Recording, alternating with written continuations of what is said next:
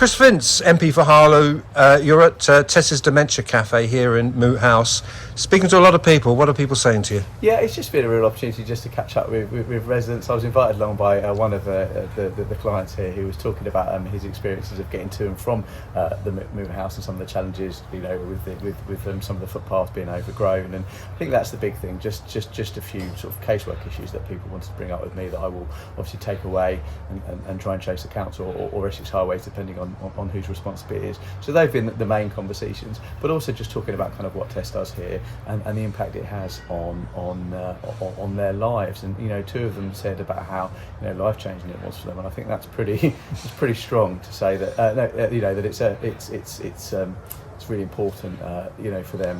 Because you've built up a profile even in the year or so being MP with young carers and the challenges, but here we have people not so young caring and the challenges and I get the impression from Tess feels Harlow's been a bit left behind when it comes to things with people with dementia and Alzheimer's, and what can you do for people when you go back to Parliament? Yeah, I mean, I think the first thing I'll do when I go to Parliament is champion some of the things that we have in Harlow. I mean, I've visited Tess's group today and seen the important work that she's doing supporting people in Harlow.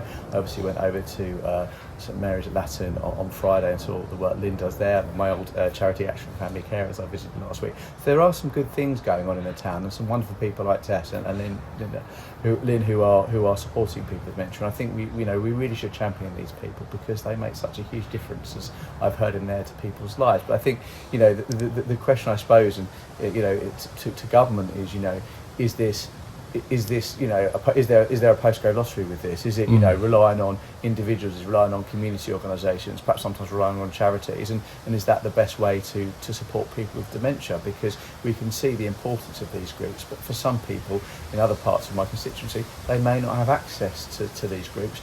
What happens for them? So I think that's really important. And also I'm very aware, as I was talking to Tess today, that she relies on doing her own fundraising. You know, she's doing a bingo, doing a raffle today, and she runs other events throughout the year to raise money, and that's really admirable. But you know, that's not necessarily a consistent form of income. So is there a danger that in the future these groups can't continue? As I say, we are relying on individuals, wonderful individuals nevertheless, but individuals. So I think that's certainly something for me to go away and reflect on and have conversations with relevant ministers on as well.